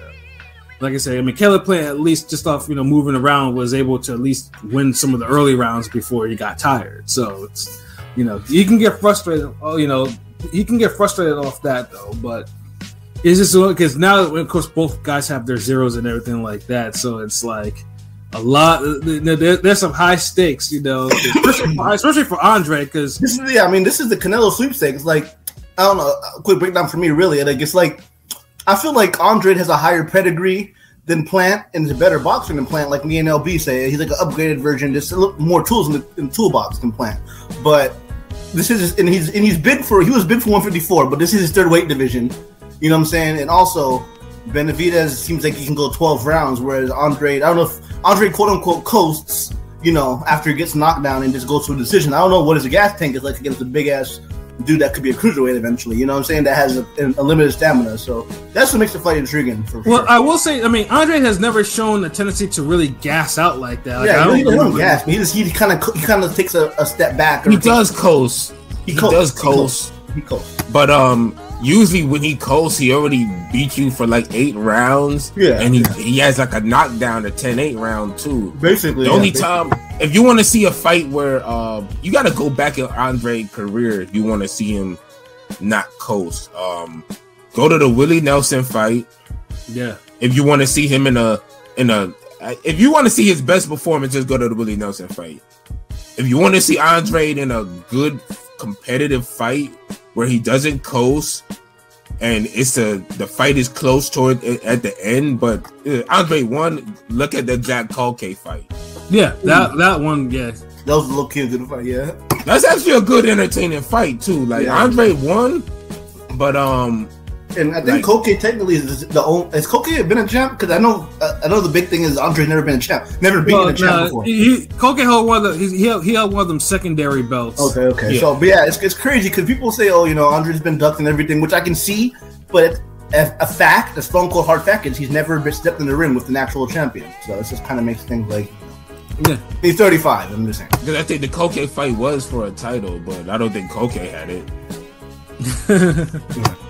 Yeah, like it's that fight, but it's like Andre because he hurt Andre late actually in that fight. Yeah, like Culke gives a lot of people trouble. Gives more people trouble than people expect. Like he's like he's what you have to be careful of. Yeah, he gave. Andre he has an awkward type of. He'll throw these looping punches on the inside mid range that he kind of just clips you with for some reason. They get you out of your peripheral, but. That's right. Like he did because he did that shit with Derevyanchenko too. Yeah, Derevyanchenko almost lost the fight because of that. Culke's one of those guys. Like if you talk about him 10 years from now, you would have to be there. It's like certain boxers, they're not gonna. Because look, who the fuck is mention this guy's name like that? First of all, yeah, exactly. Like the one guy that gave Munguia a hard fight a couple fights ago. What's his name? Nobody expected that until he got stopped. What's that fucking dude's name that Munguia fought? That fucking nobody thought he had a chance, but he was beating his ass. Oh, the one that I was calling Jobber Kelly. Yeah, Kelly. Kilrain, right? Kilrain. Yeah. I just put respect on his name after that because I was because he had heart and he actually was. But half of Munguia's resume is full of niggas that put hands on him that shouldn't have put hands on him. Yeah, that's fair. Well, that one I had to apologize for because dude was actually really putting hands on him. Just got caught. He was winning that shit. But let's say it's a trick. Let's say because with Andre, most people have just missed Andre's career because of of his circumstance, because of the shit that he's done in his past. But I think now at this point, Andre is 35. I think he's matured he's at the level where he's matured. He's probably more focused than he's ever been. Because even I'm sure Andre knows this is probably his last chance. And he still feel like he in his prime too. Like his body ain't been destroyed by longevity of hard fights and hard training. Yeah, and he's probably one of the rare ones of that too, because usually someone who's going up 3 divisions. So at least his hardest fight is probably the Martirosyan fight. That's probably his hardest fight. Now they say, did y'all think he got knocked down because that was his first fight at 168, Damon Nicholson? Do y'all think he got knocked down in that fight? I think it was more of a shove. I don't know. No, he got knocked down. I thought he got knocked down. They didn't call it, but he got knocked down before by that tall ass. Was it Micah Fox's brother? Or no, it was Vanes. Vanes got knocked him down. Alontas Fox knocked him down. And then Mbili, Mbili, recently got that fucking Damon Nicholson out there quick, beat his ass bad. And, Andre kind of, he won a really good decision. And that's the thing with Andre. Because he coasts, he stays in first gear a whole lot. That's the story. He's capable of knocking people out. But he has to have a certain level of motivation. He needs to have his career. This is a career-defining performance if he can win this fight for him. He's 35. I think Nichols is tough though. Like Nichols knows how to survive, but he got beat up bad by Mbili, dog. I watched that fight recently. He got fucking beat up for 3 rounds and knocked out. It wasn't even close. You know what I'm saying? So because Andre's pace, where Andre to kind of give it to you, pause early, the first 4 rounds, and then he kind of gets another little hurrah, and then once he gets over the 6th round, going into the 7th, you get a certain level of work rate from him. Yeah. But you see how quick he got Jason Quigley out of there. Yeah, he got. I was there for that one. Yeah, like he didn't even like. He was like, "No, look, this motherfucker's not on my level, and let me just get him out here." Like, you know, Quigley was, and he's fighting guys that are kind of durable too. Like, you know. Yeah. But I feel like he'll be able to hurt Benavidez just with the. I think he'll hit Benavidez with shots that Benavidez is not looking for or expecting. Won't see coming. Pause. Yeah. But, I do think. I mean, Andre's a better boxer than Benavidez. I mean, anybody can see that. Really, you know, people do call. You know, people online call Andre a bum. You know what I'm saying? He's not a bum. I mean, yeah. But you gotta admit, this it's who's calling it? I mean, it's Canelo fans. It's Canelo fans, yeah. Andre, he was, you know, that he was a part of that strong 2008 class, the amateur class. He's got true pedigree as a boxer. You know what I'm saying? Like, damn, he was in that class, and he's just now getting his first big. He's just fighting his first champ, his first former champ, and then also Benavidez has been dropped against who do you want the title against? You tell me that the real. What the fuck was his name? Oh my god. Oh my god! How did I forget his name? I mentioned him one time. Yeah, he Ronald Gavro. Gavro. He fought him twice. Yeah, but the first fight he got dropped. But he was like 21-20. He was a young, you know, this guy Benavidez was a 2-time WBC champ at 25. You know, before 25. Yeah, he was really young when that happened. So yeah, but I think with Benavidez is he lost his belts because of fuckery. Like one of drug fuckery, and coke and food. Yeah, coke and coke. Yeah. You know, dude got in the Scarface wave, but yeah. So it's like Benavidez is like, I mean, and truthfully, that's probably he shot himself in the foot with those losing his belts the way that he's lost them. He probably would have fought Canelo by now. I mean, if he had the last belt, right? I don't know about all that. I mean, I'm just saying, like, Andre had the. Remember, Benavidez is fighting the guy who had the last belt that Canelo avoided and didn't want to fight at 160.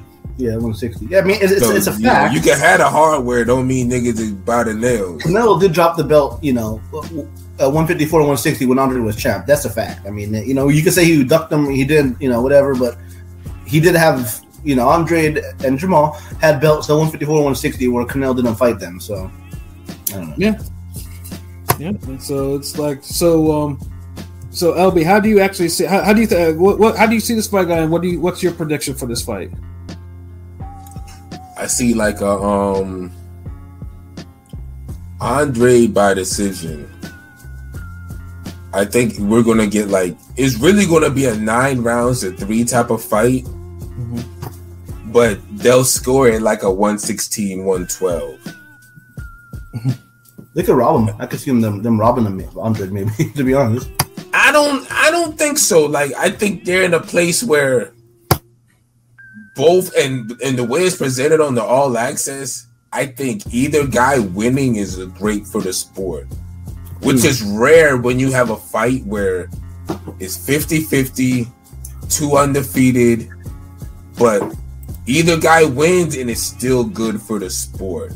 Whereas a lot of times, like, you know, like Spence Crawford, even though that wasn't 50-50, it was close enough, but I know a lot of people felt like, damn, if Spence wins, it's better for the sport because he's going to go and keep going, this, that. He got the big Texas following. He fight Canelo type shit. Yeah, like shit like that. You know, Ryan and Tank Garcia, like, you know. He was a little younger than Bud. He was a little younger than Bud, too. Yeah. It's always that, damn, if this guy wins, it's going to really, but it's really going to do it for the sport. This time, nah, like, so... I don't really see it like the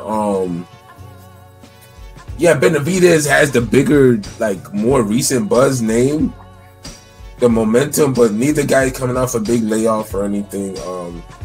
But yeah, I think Andre is going to box aggressively or box assertively. Like he needs to average 45, 50, 60 punches around, pump the jab, move, step around Benavidez, launch some overhand lefts. He needs to have like his Crawford and Spence performance, kind of. I mean, he needs to have like his performance of his career. He needs this is the fight of his career. He needs to have the performance of his career. He really needs to box, not get it sloppy, but he really need to command and tear dude apart in the middle of the ring. No, not hit the ropes. just be tight. Just be just be on his game, and I think he could do it. I really feel like he could win a decision. I know he might have the power to shock Benavidez and drop him. That'll help. Yeah, big time. I would literally try to go for a knockdown or run him into something, but Benavidez his early KO shit. Yeah, exactly. Knockdown shit, really KD shit. I mean, is there knockdown shit? The thing is with Benavidez, he's a guy. He's hard to run into shots. I feel like you're better off hitting him at the end of punches. Because he's not like a guy who's overly aggressive. Like, he gets to you with his hands. Like, he's more of a... He's dangerous in his wheelhouse. He's not like a guy like a Maidana or like a Mike Tyson or a two or somebody who's going to come at you and be open to a point where you're like, okay, I can or like a Pacquiao, somebody who's going to be at you, Kirkland, niggas like that. Like, Benavidez is more methodical, high guard, rain punches down on you type of. It's hard to run a guy like that into something. Pause. I mean, his low knockdown was because he ran into a jab from Gavril that put him down on his ass. Yeah, and how rare is that? Like, yeah. Like Benavidez doesn't really run. It's like, you know what? That's a good point. If Andre could make Benavidez do something uncharacteristic, run into jabs, yeah, make him do some shit like that, and yeah, he got the fight. But yeah, Andre by decision, 116, 112 twice, with a 115, 113 once. Word. Hey, King P, what about you? I'm thinking the same thing. I'm thinking Andre decision. It's gonna be a close one. I think this is gonna be the fight of Andre's life. Like, he's gonna put it all together. I think, like I said, Benavidez's kryptonite has always been the feet. He has pretty fast hands when you're not moving, and he can hit you with them damn 14 punch combos when you're not moving. But against the guy that can move with footwork, that can go in and can use that against him, because Benavidez has to be completely planted. And I always say, he looks like he's punching in quicksand.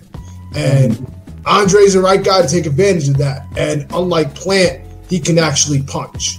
So he's going to hit him with some hard shots. And I don't think he's going to knock him down, but I think he's going to give Benavidez a lot to think about. Maybe an early knockdown, because Andre holds his power early and then later just kind of coast a bit.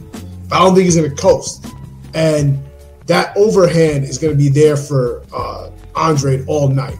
So at mid-range, that overhand, he's going to spam that shit. Oh yeah, easily.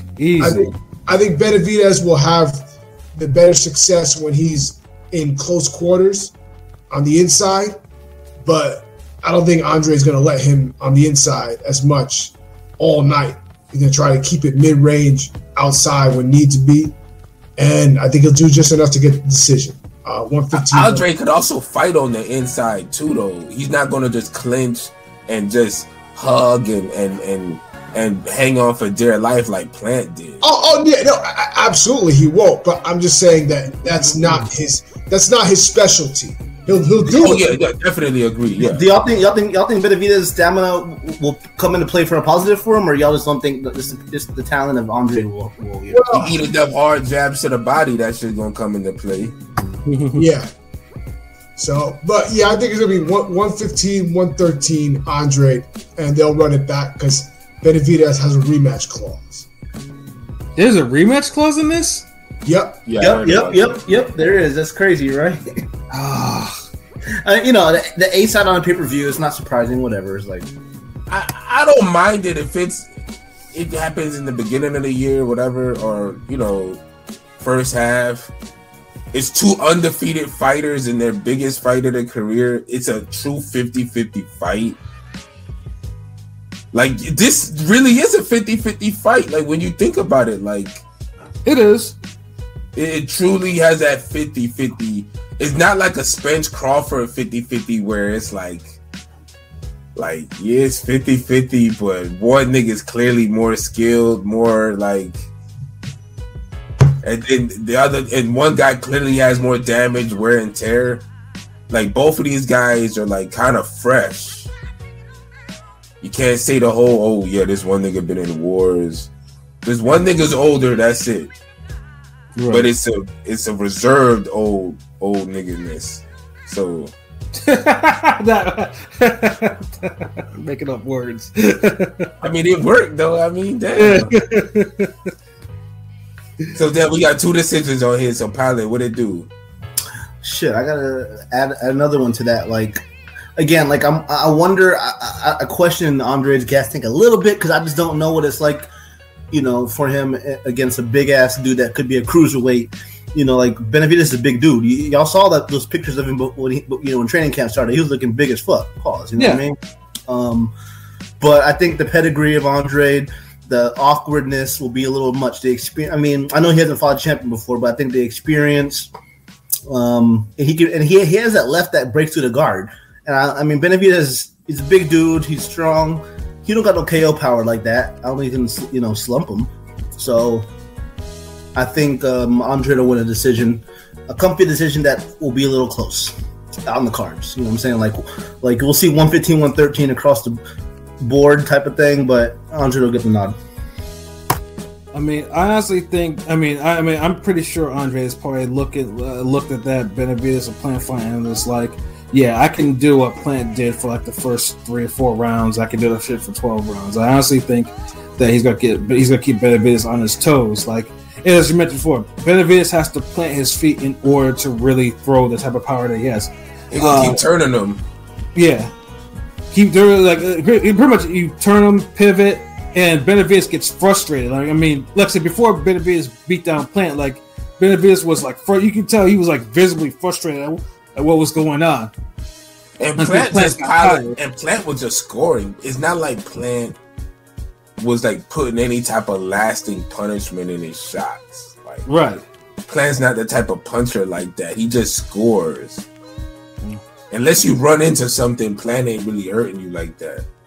Right, and I think Andre will hurt Benavidez. I think Andre will surprise the fuck out of Benavidez with his power, especially. And I just see that it's gonna be like wash, rinse, repeat. You know, I honestly think that Andre will just outbox him. Like he'll stay out of his wheelhouse and just out. Just stay on the just play the role as an outfighter. And like I said, well, as long as Andre stays off the ropes, because he does that a lot for whatever fucking reason, he'll stay on the ropes. Like when it gets later, fight, he'll be on the ropes before he starts moving. As long as he stays off the ropes and stays off his wheels, like I honestly think he can just, and he can just outbox him, just stick, move, pivot, turn him, all that for 12 rounds. He can do that. But I do think, with Andre though, I do think that I actually do see he might get like flash knockdown because, like I said, Andre does get flash knockdown, and Benavidez can, he has enough power where he can actually drop him. I actually do think Andre will go down at least like once in this fight. Not really get hurt though, but he'll get up. He'll go down and then both niggas could get knocked down in this fight, but one dude, if he get knocked down, it's going to really hurt his chance at winning. Yeah. Like I said, Benavidez could drop Andre. I mean, Benavidez could get dropped, and he could still get a draw or some shit or a split victory. Right. Exactly, but I mean, I think Andre gets dropped. He has to score 2 knockdowns and win 9 rounds. Facts. He will need a knock. Yeah, he might need a knockdown to secure the victory. Because again, I could see him really clearly winning and getting robbed. I can see that for sure. And I'm not trying to say, to predict robbery, but I could see that happening because the Mexican monster and Benavidez got more upside. Like to your point, LB, about you saying how the winner. I think PBC and them would want Benavidez to win definitely. But yeah, I don't think it's a big definite, but they would prefer Benavidez because he got a little more juice. But I don't think niggas would be younger. He's younger. I don't think niggas would be like, oh god damn it, Andre won. Fuck. yeah, that's true. But all I'm saying, it ain't gonna be a Rigondeaux Daenerys situation. God, I hope not. Shit, there's no way, unless the fight is like god awful boring, which I doubt. Because then we'll be mad at both. Because they'll be like, well, Benavidez, you know better, bro. Yeah, you're the monster. You're the Mexican monster. You got to terrorize niggas. Yeah, but I mean, I do think Andre's gonna win this fight. Probably like a 116-111 type of decision. 111. Oh, so you're counting that knockdown? I am.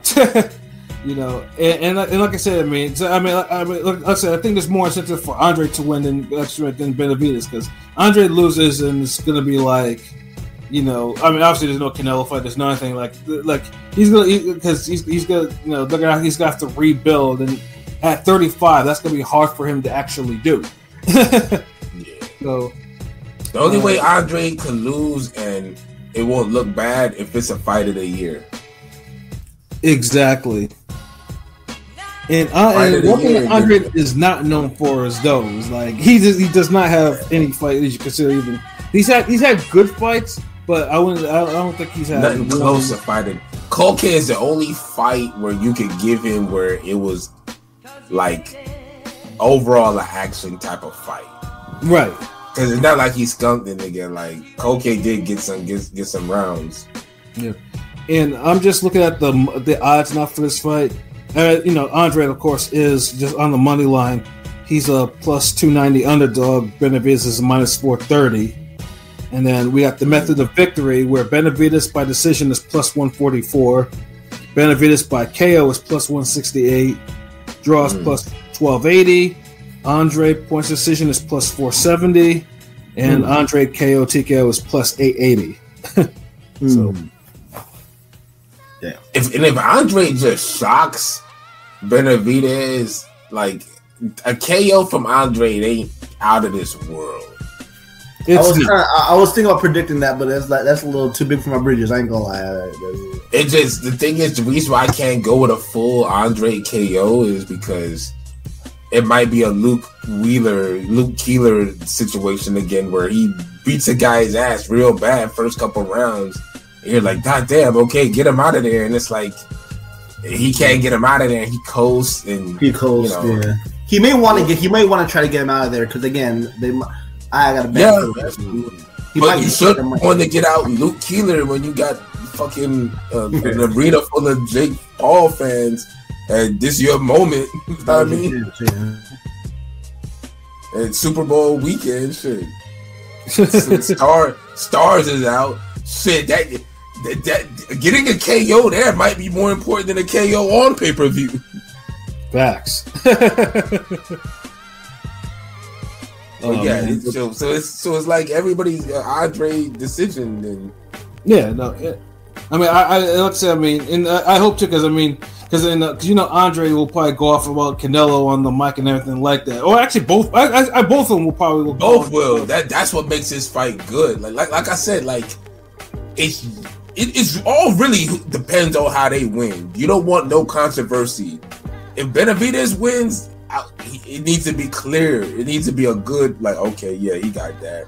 If Andre wins, it needs to be a good, because then we know the damn all the rematch or whatever, or the post-fight interview is going to be classic. Niggas is going to go in, you know, niggas going to shit on Canelo, which we all need to hear.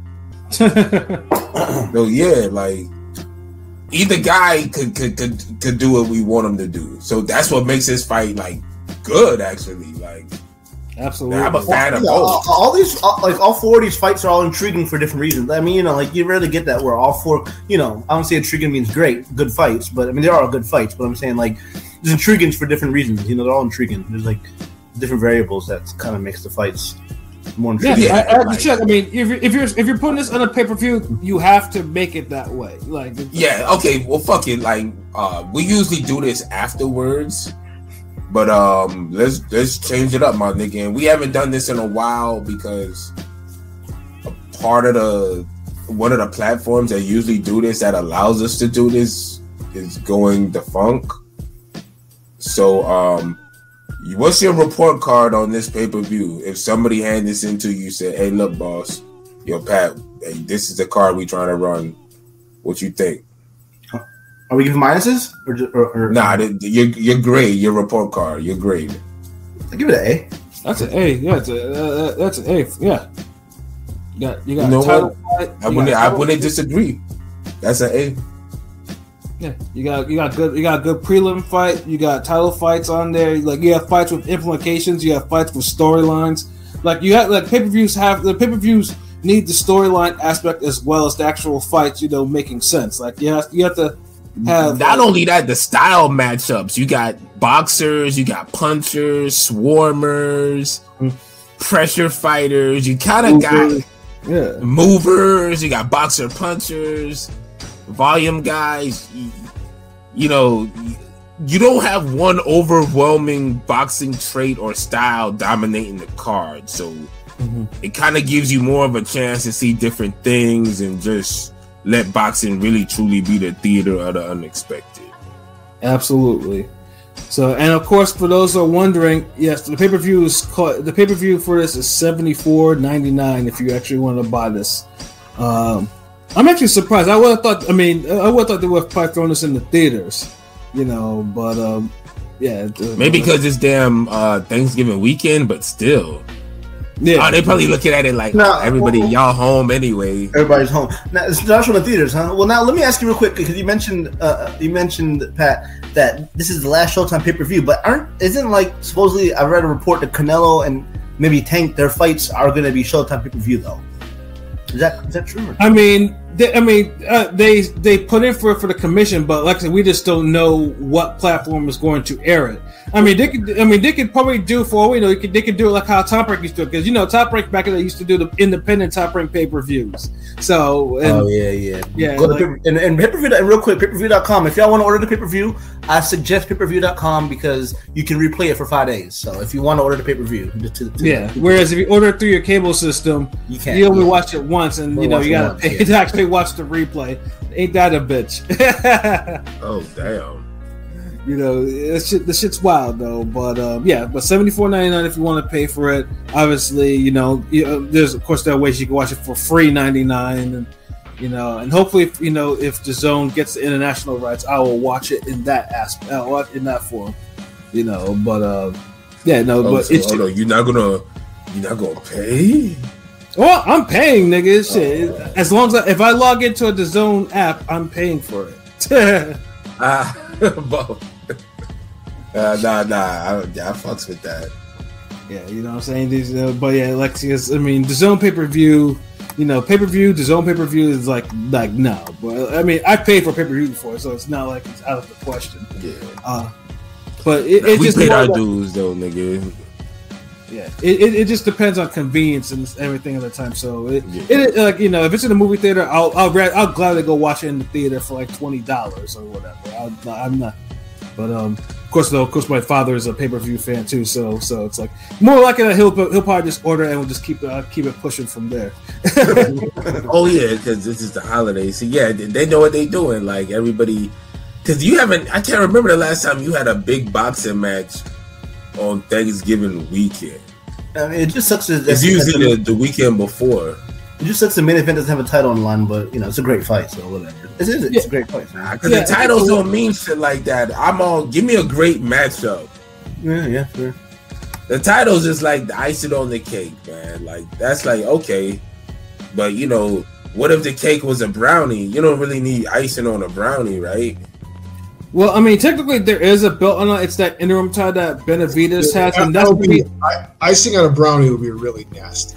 I'm just saying. People do it. It could happen. Like it's not. I don't say it's.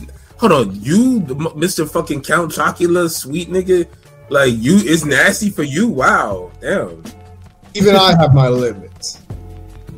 Damn, this nigga's like, no, I don't need this 13 briefcase of Coke. This Peruvian flavor. Nope. That's it.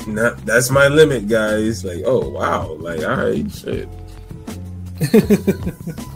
Yeah.